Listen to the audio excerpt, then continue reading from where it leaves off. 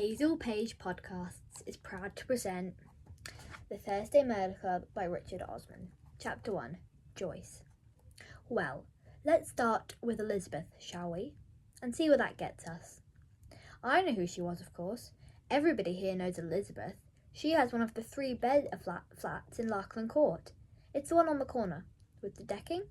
Also, I was once on a quiz team with Stephen, who, for a number of reasons, is Elizabeth's third husband. I was at lunch. This is 2 or 3 months ago, and it must have been a Monday, because it was shepherd's pie. Elizabeth said she could see that I was eating, but wanted to ask me a question about knife wounds, if that wasn't inconvenient. I said, "Not at all, of course, please," or words to that effect. I won't always remember everything exactly. I might as well tell you that now. So she opened a manila folder and I saw some typed sheets and the edges of what looked like old photographs. Then she was straight into it. Elizabeth asked me to imagine that a girl had been stabbed with a knife. I asked what sort of knife she had been stabbed with, and Elizabeth said probably just an ordinary kitchen knife. John Lewis. She didn't say that. That was what I pictured. Then she asked me to imagine that this girl had been stabbed 3 or 4 times just underneath the breastbone, in and out, very nasty, but without severing an artery. She was fairly quiet about the whole thing, because people were eating, and she does have some boundaries. So there I was, imagining stab wounds, and Elizabeth asked me how long it would take the girl to bleed to death. By the way, I realised I should have mentioned that I was a nurse for many years, otherwise none of this will make sense to you. Elizabeth would have known that from somewhere, because Elizabeth knows everything. Anyway, that's why she was asking me. You must have wondered what I was on about. I will get the hang of writing this, I promise. I remember dabbing at my mouth before I answered, like you see on television sometimes. It makes you look cleverer. Try it. I asked what the girl had weighed. Elizabeth found the information in her folder, followed her finger and read that the girl had been 46 kilos.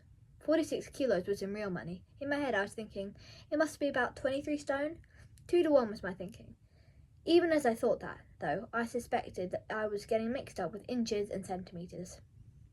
Elizabeth let me know that the girl definitely wasn't 23 stone, as she had a picture of her corpse in the folder. She tapped the folder at me before turning her attention back to the room and said, "Will anybody ask Bernard what 46 kilos is?" Bernard always sat by himself on one of the smaller tables near the patio.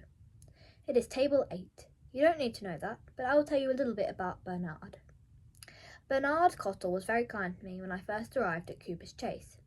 He brought me a clematis cutting and explained the recycling timetable.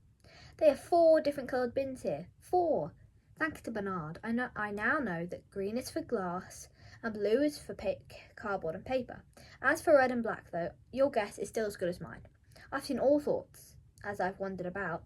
Someone once put a fax machine in one. Bernard had been a professor, something in science, and had worked all around the world, including going to Dubai before anyone had heard of it. True to form, he was wearing a suit and tie to lunch, but was nevertheless reading the Daily Express. Mary, from Ruskin Court, who was at the next table, got his attention and asked how much 46 kilos was when it was at home. Bernard nodded and called over to Elizabeth, 7 stone 3 and a bit. And that's Bernard for you. Elizabeth thanked him and said that sounded about right, and Bernard returned to his crossword. I looked up centimetres and inches afterwards. At least I was right about that. Elizabeth went back to her question. How long would the girl stabbed with the kitchen knife have to live? I guessed that unattended she would probably die in around 45 minutes. Well, quite, Joyce, she said, and then had another question. What if the girl had some medical assistance? Not a doctor, but someone who could patch up a wound. Someone who'd been in the army, perhaps. Someone like that. I'd seen a lot of stab wounds in my time.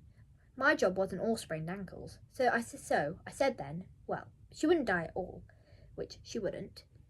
It wouldn't have been fun for her, but it would have been really easy to patch up. Elizabeth was nodding away and said that was precisely what she had told Ibrahim, although I didn't know Ibrahim at that time. As I say, this was a couple of months ago. It hadn't seemed all right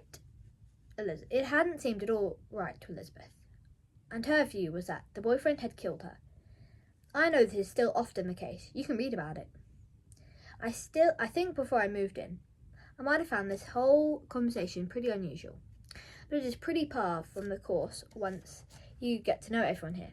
Last week, I met the man who invented mint chocolate chip ice cream, or so he tells it. I don't really have any way of checking. I was glad to have helped Elizabeth in my small way, so decided I might ask a favour. I asked if there was any way I could take a look at the picture of the corpse, just out of professional interest. Elizabeth beamed, the way people do around here beam when you ask to look at pictures of their grandchildren graduating. She slipped an A4 photocopy out of her folder, laid it face down in front of me, and told me to keep it, as they all had copies. I told her that was very kind of her, and she said not at all, but she wondered if she could ask me one final question. Of course, I said. Then she said, "Are you ever free on Thursdays?" And that, believe it or not, was the first I heard of Thursdays.